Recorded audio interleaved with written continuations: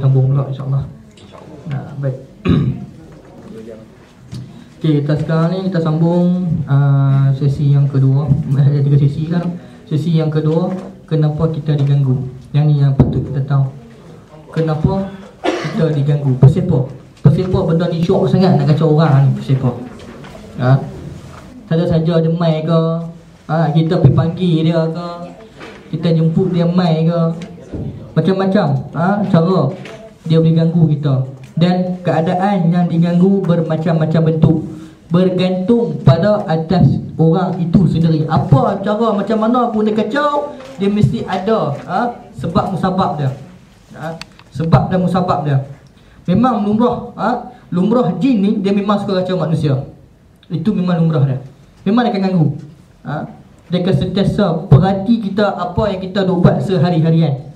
Dia duk reading kita tu, dia tengok apa kau ni duk buat hari-hari. Kawan ni duk tengok gambar cerita Indonesia pukul 2 start tu sampai pukul 4 gambar Indon jangan nampak kacau dah. Tu memang cerita dia. Dia tahu dia tengok. Tu bila dia mengaji. Sembahyang pun lewat. Mengaji pun tak mau. Start mula tu dia pernah sakit sikit. Dia jin ni, dia tengok kita, dia tak main kacau segerup terus sekali dia kacau. Terus kena sak dia pergi dekat terus tak. Dia kacau kita sikit, mula-mula dia lengoh-lengoh lu. Lengoh kaki, lengoh lutut, lengoh badan, panas telinga, sakit kepala. Macam-macam lengoh aduk main. Lepas tu pelan-pelan dia akan melarat daripada boleh berjalan, daripada tak boleh berjalan. Daripada badan pegang duk straight ni sampai ke bongkok. Dia rasa berat satu badan. Sampai tahap dia duduk kat situ, dia tak boleh nak buat apa. Dia duduk saja sampai dia lumpuh. Ada yang orang lumpuh sampai tahap kena gangguan mentera macam tu, memang ada. Ada 2 kes yang berlaku di hospital Pulau Pinang, yang mana keadaan nazak. Seorang dekat hospital Seberang Jaya. Nazak kena berapa orang. Dia sikit-sikit kena. Pada awal dia tak pergi berubat. Last minute dia nazak dah. Kira ustaz tengok mata dia kuning dah. Perut dia satu macam yang buncit. Ustaz pipi ustaz pegang, tangan dia sekerat sejuk dah. Ustaz pegang-pegang. Ustaz kata kat anak dia, kita ada harapan dah ni. Tak ada dah. Baca Yasin banyak-banyak. Lepas tu kita doa, moga-moga Allah ambil dah sebaik mungkin. Elok balik pada tu 3:30 pagi anak dia tak kesih sebab pak dia meninggal dah. Dia ni seorang kontraktor. Masya Allah, orang buat petrol macam tu. Dahsyat. Okey, sistem kita kacau. Pertama sekali, kita dikacau disebabkan kita jauh dengan Allah Subhanahu Wa Taala. Itu poin maknanya. Jauh pada Allah. Lalai. Kalau jaga solat 5 waktu pun dah cukup dah nak tak payah nak sunat banyak-banyak. 5 waktu kalau betul-betul kita sembahyang tu, itu bukan pendinding dah sunat tu. Dia kata ustaz saya ni sembahyang taubat macam-macam beratus-ratus rakaat. Sembahyang sunat mutlak ni macam-macam saya buat ni beribu-ribu rakaat, tapi dia kena ganggu juga. Yang pertama sekali, orang yang jauh dengan Allah, dia lupa Allah. Barang siapa lupa Allah, Allah akan lupakan dia. Ingat tu, perkataan tu amat mendalam. Barang siapa lupa Allah, Allah akan lupa dia. Bila kena kata Allah lupa dia ni, Allah rasa berat nak dengar cakap ni. Allah lupa dia, lupakan terus. Nak jadi pun jadilah. Nak jadi pun jadilah. Sebab tu kita diganggu, pertama kita lalai pada Allah Subhanahu Wa Taala. Kita lalai, kita leka. Kita tak mengaji Al-Quran, kita tak solat, kita melewatkan solat. Ada di sudut sains dikaji. Sebab tu Allah Ta'ala suruh kita sembahyang awal. Dari segi sebab dia tanggungjawab kita dengan Allah sebagai hamba. Orang sains kaji pasal apa kena sembahyang awal. Kita tak tahu contoh ni. Tak tahu. Macam orang kata lah, dari sudut bab sembahyang, kita dah tahu lah bila kata sembahyang tu, dia pakai satu senaman. Senaman. Sembahyang tu cukup dah, tak payah dipucuk-pucuk dah. Sembahyang tu senaman dah tu. Sembahyang tu, dia senaman dah sebenarnya. Dia dah buat sembahyang, lepas tu orang kaji pasal sembahyang, okey lah satu hal. Tapi dia bagi pula, kenapa sembahyang tu kena buat awal? Dia semua tak boleh lah. Waktu tak ada lagi. Yang pertama memang perintah Allah Subhanahu Wa Taala yang Allah sebut dalam surah Al-Ma'un. Fawailul lil musalli. Celaka bagi orang sembahyang, alladzina hum an salatihim sahun. Bagi orang yang mana melalaikan sembahyang dah. Dan Nabi suruh beratkan sembahyang. 3 benda perkara yang Nabi sebut suruh percepatkan, salah satunya adalah sembahyang. solat. Mesti mempercepatkan masuknya waktu solat. Cerita apa ke letak pergi duduk cerita apa. Semayang dulu. Dan tu orang Sungai Keji, setiap waktu yang bergerak ni, dia ada kelebihan dia masing-masing. Energi sekitar dia berlainan. Orang kata panas pagi tak apa dengan panas tengah hari.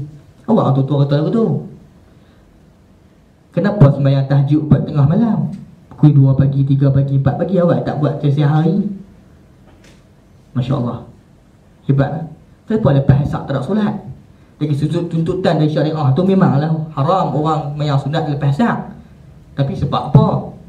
Sudut saya tu, orang Yahudi semua gaji habis dah. Kita tak tahu. Orang dia siapa tak buat? Haram. Memanglah haram. Tambah pula dalam bahasa Hindustan, haram jadah ni. Orang Hindustan banyak kan, dia bohong kat belakang. Haram jadah ni. Haram jadah ada datuk, orang datuk. Kalau syarat dia dadah datuk. Haram datuk hang. Ada heng terus.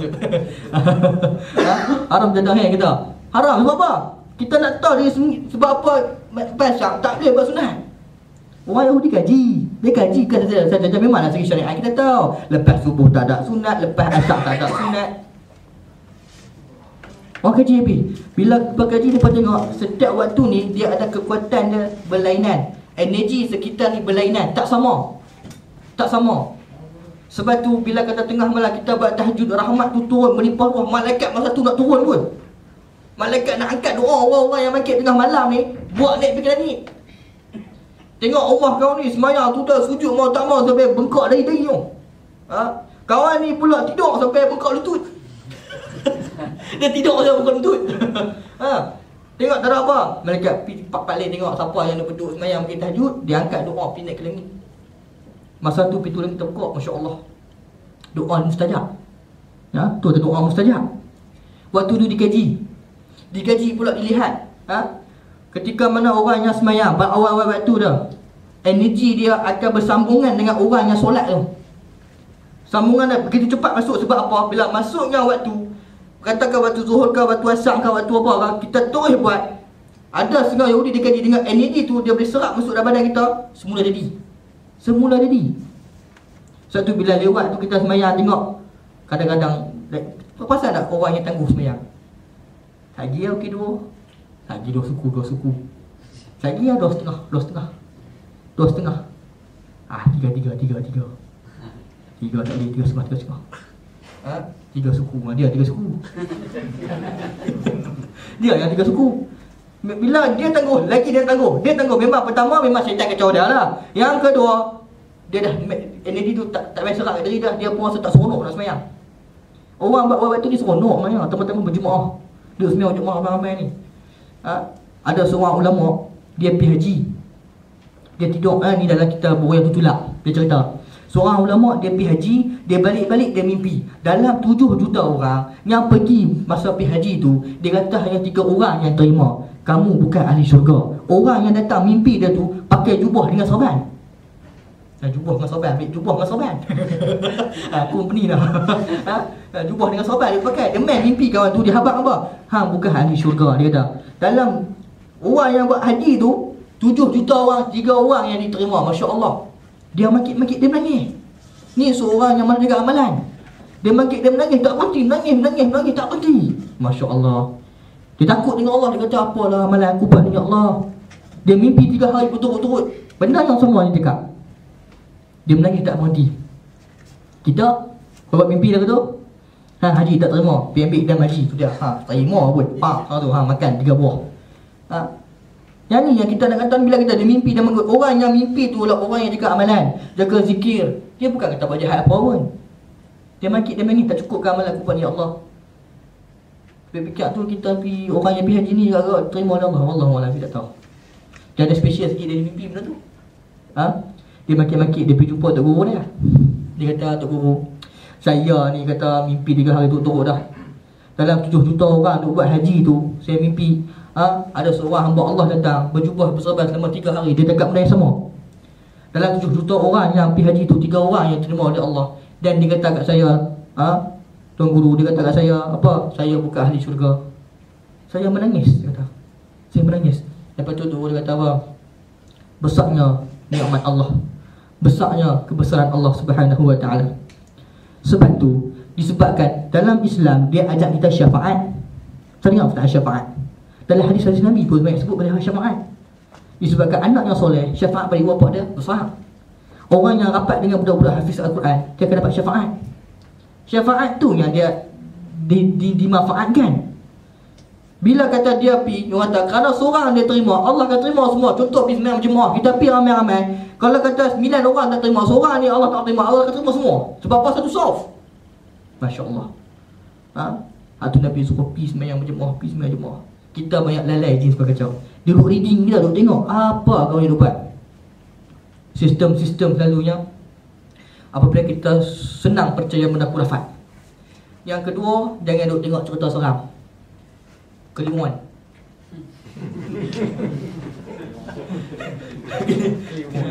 Gambar tiga kelimuan. Lain gambar pun macam-macam. Santau lah. Dan ni gambar banyak. Contoh saya dekat dalam kajian. Ustaz kau buat kajian? Ya, rasa dalam ni kebagus kajian lah. Dalam kajian Ustaz, banyak orang kena rasuk. Hasil apa dengar cerita. Ada seorang mak Allah tu, dia pergi tengok wayang. Dia pergi tengok mak congkak. Dia balik-balik tak tahu hala. Dia tak pernah kena rasuk pun. Balik-balik tak ketahuan. Menjerit seorang-seorang dia. Pak dah terkejut. Pasal apa? Aku datang dari jauh. Kata, jauh mana? Panggung wayang. Dalam panggung pun dah ada. Dia ikut kau dia balik. Pak dia pula jom ngepok ubat dia pula. Jangan mak congkak. Macam-macam. Jangan pandang belakang, jangan pandang tepi, jangan teguk. Tuyul, jangan pandang belakang congkak dua. Jangan sama sekali. Macam-macam cerita tu dah. Lepas tu habis cerita tu, dia balik hati kita akan rosak. Orang cerita gambar seram ni, hati kita rosak. Ingatlah, bila kita tengok gambar cerita tu, bila kita tertidur, kita bayangkan bagaimana rupa dia macam tu, dia akan datang bentuk dalam keadaan macam tu. Bentuk dia bermacam-macam naknya. Tapi dia akan datang bentuk apa yang kita duk bayang. Tu tak saya duk nampak lembaga ni, duk lalu mes. Maknanya kalau hang nampak lembaga, hang kena pergi haji cepat-cepat. Sebab apa? Situ ada lembaga tabung haji. Kena pergi haji awal. Kata ustaz dia nak buruk. Dah sengah nampak lembaga macam aku duduk rumah tak nampak apa pun. Kata nampak lembaga dengan seorang yang ustaz. Dia ganggu macam-macam ni tu mai. Jangan tengok mak cerita. Khususnya pada anak-anak kita sekalipun. Termasuk kita jangan tengok, bini kita pun jangan tengok, anak kita pun jangan tengok, ada cucu cicit piuk-miuk pun jangan tengok. Larang depa nak cerita tu. Cerita tu kadang-kadang pengajaran bagus bila last minute pergi cari berubat. Tapi yang pertama sekali dia merosakkan hati kita. Kita tengok main kita, budak-budak kita dah hajar macam tu. Pada kecil dia set main dia tau. Mulalah nak berkencing ajak teman. Ni budak tak apa, ni mak budak nak berkencing dah teman. Teman aku sat main kencing. Pula dah. Ada orang macam tu. Make on main teman mak Ustaz. Pergi mana? Pergi kencing. Lepas tu kencing buka pintu pula. Apa mak memang takut minta orang tu. Ada orang macam tu. Tengok cerita apa, dia tengok gambar cerita macam-macam. Tengok cerita macam baru ni gambar apa, orang sentau ke apa. Susah tengok gambar tu. Yang seterusnya dalam cerita tu, dia unsur-unsur mengajar orang tentang buat benda khurafat. Orang Melayu ni dia bukan kata nak tengok hak last penghabisan tu pada. Cerita dia apa orang main berubat, siapa dia ustaz kan main berubat tak ada. Cerita dia macam mana nak buat kat orang. Hak cerita nak buat kat orang tu panjang tau. Hak berubat tu hak 2 minit dah habis lega. 2 minit lah berubat tu macam-macam. Bicara ni sombong satria mereka kes perhati siperato. Tak senang kamu serulah kamu aku datang padamu. Serulah meh. Orang mula tu meh. Bukan ramai apa habis. Semua itu apa tau. Dia meh abang kata ustaz kita terkejut. Sebiji pun tak lari. Strong semua keluar habis. Dia kata, pandai lah. Kalau suruh pay Quran apa pun tak kerti. Dia kata, tapi tak jadi pun dah. Tak jadi pun. Sebab tu Ustaz kata, benda-benda macam ni jangan terlalu percaya. Sebab gambar tu tak elok. Tambah-tambah untuk anak kita. Kita pun kalau lebih jangan tengok. Ustaz tak minat kan gambar-gambar tu. Tapi kalau kata tengok macam mana nak berubat tu insya-Allah. Sebab apa baru ni gambar India. Ustaz nak jumpa orang India, tanya dia. Pasal apa you tadi orang Islam tu kan? Dia kata, saya punya rumah, saya punya rumah Ustaz, Datuk Gamat Tamil punya. Gamat Tamil. Gamat Tamil tu bila hantu dia pun kena rasuk, dia pun panggil mamak main ubat. Dalam cerita tu, Sidi Tamil tu, dalam cerita tu dia Bila Hindu kena rasuk, dia panggil orang Islam mamak main berubat. Sebab itu orang India banyak percaya orang Islam punya. Ya. Sampai ada Hindu tu kata, apa ustaz? Dia kata, ini orang ada kuasa Tuhan. Ustaz kata malah ada kuasa. Punya Tuhan ada kuasa 8 tangan tu dah. Duk lagu tu. Kan? 8 tangan dia kuasa kerai tu. Dia pernah minta tolong pada ustaz nak berubat. Ustaz kata ada apa? Hang buang semua benda tu, nak berubat kena ikut cara Islam. Tak diubat cara lain, aku tak tolong. Lepas tu dia duk berubat kawan ni, habis dekat 100,000 berubat orang saja. Sampai lah tak lega. Dia minta ustaz screen dia. Dia ustaz scan. Ustaz screen siap umur saya. Dia kata dia dah baik dah, saya kata tak baik. Bulan atas minggu dia main pula. Dengar izin Allah main sungguh. Dia kacau bini dia. Kacau. Lepas tu bila kita pergi ingat orang yang nak pergi rumah orang, kita ingat satu, tanamkan dalam hati kita takut pada Allah. InsyaAllah jangan takut pada kita. Pergi orang kata hebat tu, jadi rimau ke, jadi singa ke, jadi monyet ke, pulang nak lepas tak dia. Kita pergi tanam mula-mula hati kita takut pada Allah. Aku serah pada Allah apa yang jadi lah. Pergi insyaAllah. Jin tu senyap. Senyap. Dia buat apa pun tak, dan dia sopan. Jin ni sopan. Kita teringin dia buat menantu pula. Buat menantu jin kacau lah. Okey. Bila patutnya tu, jangan tengok gambar-gambar seram. Yang ketiga, kalau betul-betul kalau diri tu rasa lemah, tak yakin, tak yakin, kita jangan duk pergi rumah orang yang ada gangguan. Elakkan. Kena itu berpunca dengan akan ikut kita sampai di rumah, dia akan ganggu kita. Itu kenapa kita diganggu. Dia pakai ikut kita, tak pasal pun. Aku sajalah ikut hang lah. Dia ni lemah. Dia ni lemah, aku ikutlah dia. Sebab dia duk pergi pandai sangat pergi hantar gulai kat rumah sebelah.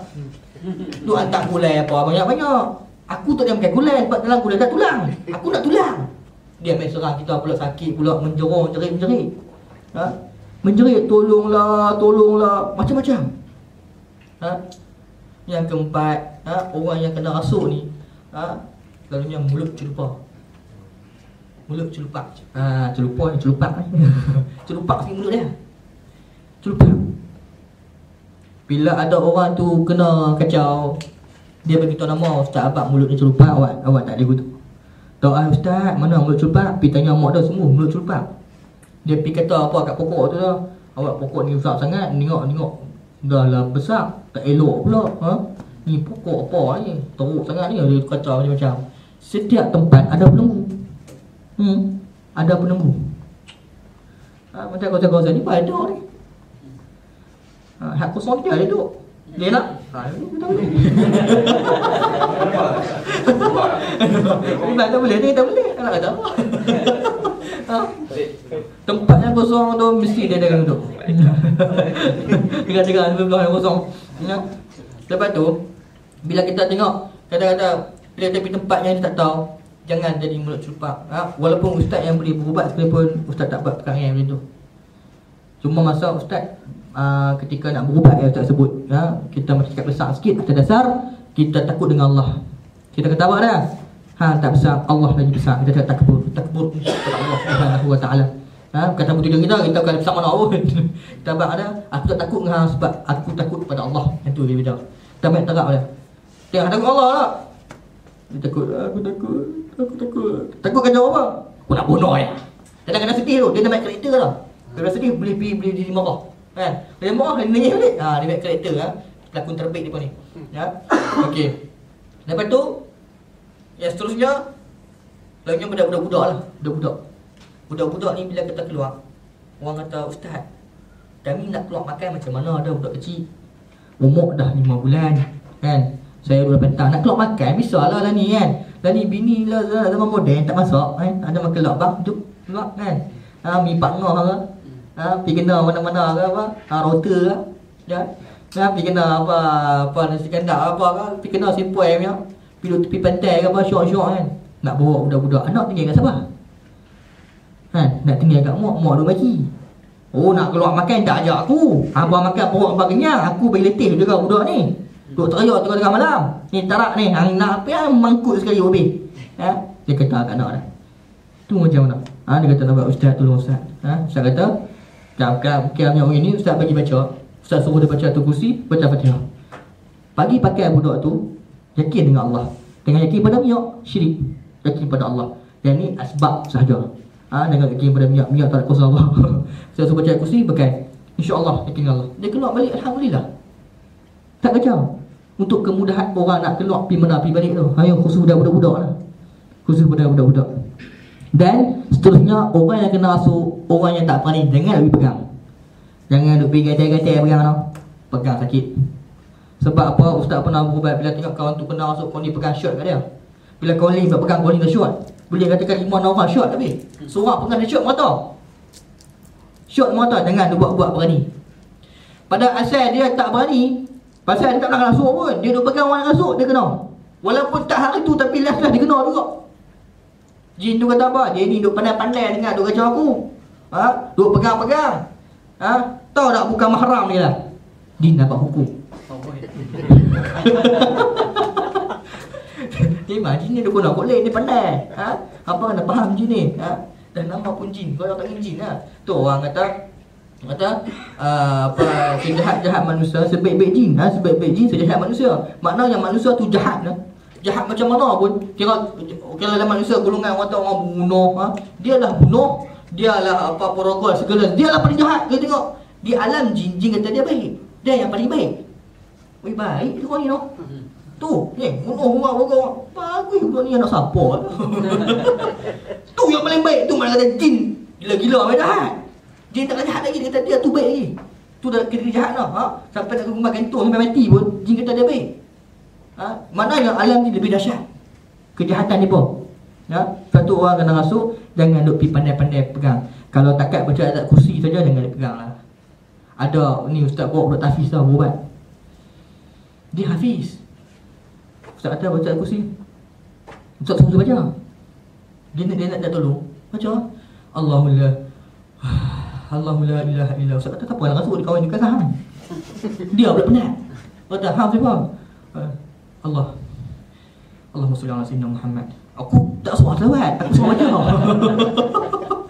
Dia pula kata kita pula kena ajak dia pula. Dia kan tepi aku buat. Dia nak tolong. Dia dah hafiz. Dia pegang. Dia pegang saja biar baca. Kan? Dia baca-baca tak boleh happy. Nampak tu? Ingatlah bila berlaku atas keluarga kita, tu soalah baca kursi macam mana kata hebat pun, memang pegang dia ketat, dia gerak. Dia gerak. Allahu la ilaha illa qayyum, la ta'khudhuhu sinatun. Nampak ke daripada dia dah lupa dah dia dah. Dia tak ingat. Memang lupa. Benda kita dah baca dulu ni, lepas payah dah baca. Betul orang kena rasuk, pertama sekali relax.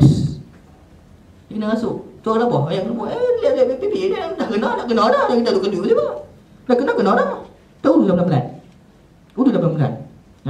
Kalau tak berani dekat baca tu kursi saja tak pun jangan dipegang. Orang yang pegang balik dia akan lenguh kau sama dia pegang. Kalau kau tak pesakit tu, dia sakit belah pinggang. Orang tu yang pegang dia akan sakit belah pinggang. InsyaAllah balik nanti. Esok kau dia akan rasa. Dia akan lenguh. Kalau kawan tu sakit, kalau kita selalunya tak pegang, pesakit dia akan sakit pegang tangan. Kebiasaannya lah. Tapi bergantung pada sakit tu. Kalau dia sakit dari mana, nanti kita akan sakit. Situ kita akan sakit. Memang mula-mula ustaz berubat, ustaz belajar berubat dulu, ustaz beranikan diri ustaz. Kira tanpa guru lah ustaz pergi. Ustaz cuba. Sebab kalau ustaz sendiri pun macam-macam dugaan dahsyat. Allah Ta'ala uji macam-macam tu orang nak boleh berubat pun. Kira pipi buat tu, pegang-pegang, alhamdulillah. Ustaz berani kan, dia ustaz balik-balik tu memang lenguh mata. Sakit lutut, sakit tangan Nabi, mata 2-3 hari terang lega. Lepas tu lega alhamdulillah. Lega. Satu lagi, kalau boleh pergi cari orang yang berubat, trace diri kita. Ada tak saka? Trace, kena trace. Saka ni datang tanpa diduga. Dia akan datang dalam keadaan senyap-senyap. Tak tahu. Bila orang main berubat kata, ada saka ni. Mana ada saka? Cakap baik sikit, aku support pisu. Support kita pisu. Kan? Saka, ada saka ni. Pergi berubat cepat. Dia pun pergilah berubat. Elok-elok berubat, anak dia kena masuk. Anak kata, aku duduk lama dah, tak kacau apa-apa, tiba-tiba pergi berubat. Pastikan cek, tak salah kalau cek. Tak susah kalau nak cek lah. Cek free kan. Selalunya cek orang boleh, orang tulis sandwich kan. Berapa ribu pun dah cek. Cek free. Okey, tu cek kosong. Baik. Jadi kita buat cek semakkan, tak salah. Kita buat semak ke diri kita, apa masalah kita. Sebab apa? Jin makin lama makin banyak, makin lama makin banyak. Lagi banyak, pergi mana pun ada dia.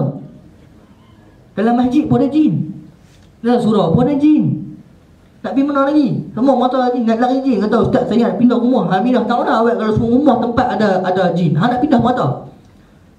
Sana nak duduk, pandang tembak dah duduk, pandang jerak dah tukuk dah duduk, pandang besar lagi, seronok duduk sana beli barang, beli belah.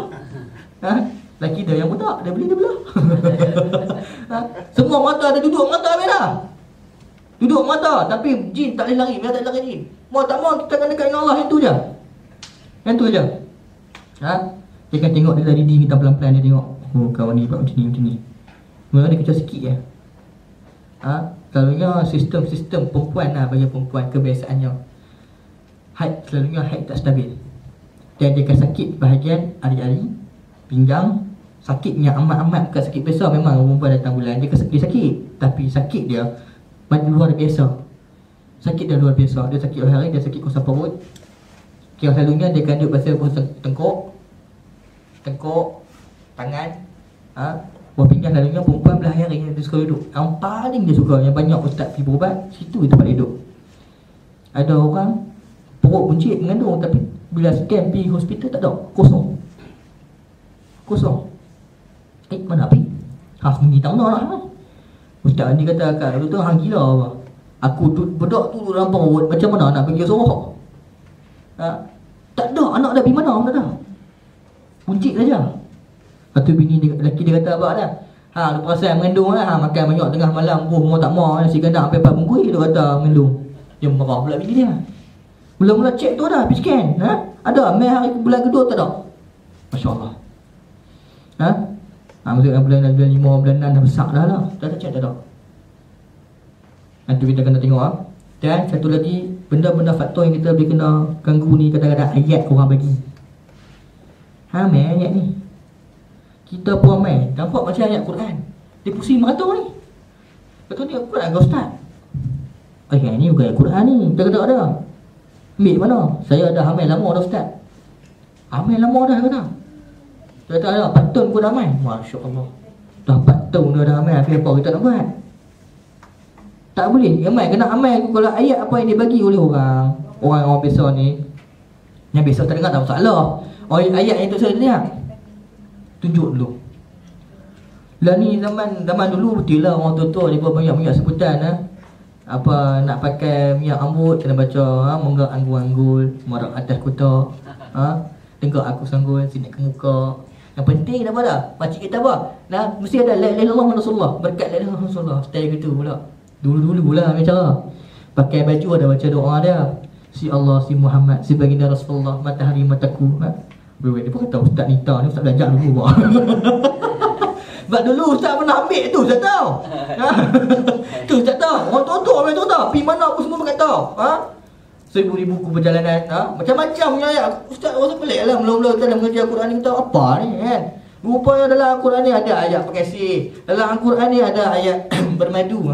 Ada Al-Quran ada ayat lembut hati. Dalam Al-Quran ni ada ayat seri muka. Dalam Al-Quran ni ada ayat kanser. Dalam Al-Quran, semua dalam Al-Quran dia tak habis. Ayat pengasih nak jumpa orang macam mana, insya-Allah dalam Al-Quran semua. Al-Quran. Al-Quran. Perhati ayat elok. Kadang-kadang ada pendamping dengan kita. Jangan ada pernah seru-seru telefon. Ada kata nak buat mesti duduk macam ni. Tak boleh duduk tinggung, tak boleh duduk kena duduk siduk macam ni. Saya pun duduk ke tabung buatlah. Jangan. Jangan. Dan seterusnya kenapa kita diganggu? Sebab kan selalunya orang sikit hati tu standard. Dia tuju kita. Pertama sekali yang paling bahaya santau. Santau hak kau yang dia bagi. Dia buat makanan, dia buh kacau. Dia buh kacau tu. Dia buh kacau dalam tu, kita makan-makan. Kita makan tak rasa maknanya. Tak rasa kacau. Tatah dia makan kat dalam ni. Bila batuk keluar kacau. Keluar kacau ada, keluar dawai hak ni berduri tu dekat penjara punya tempat kan. Hak berduri tu. Keluar habis. Memang pernah berlaku.